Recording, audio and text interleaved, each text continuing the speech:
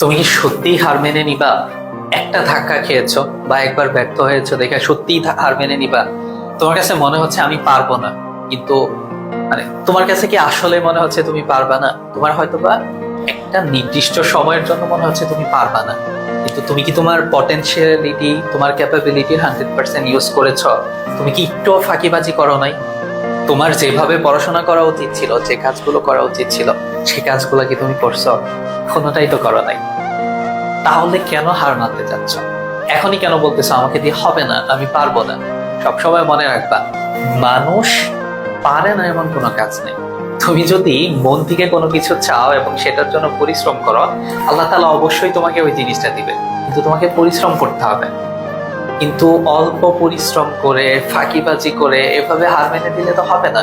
কিছুদিন পরে তুমি নিজে আফসোস করবা, আরে আমি তো আমার সর্বোচ্চ পরিশ্রম করি নাই, আমি তো ফাঁকিবাজি করছি।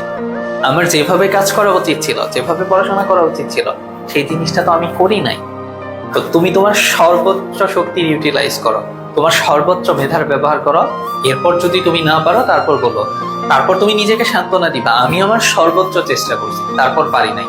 কিন্তু কেউ যদি নিজের সর্বোচ্চ চেষ্টা করে, তাহলে সে কখনো হারে না। তুমি লিখে রাখো, তোমার সর্বোচ্চ চেষ্টা করলে তুমি হারবা না।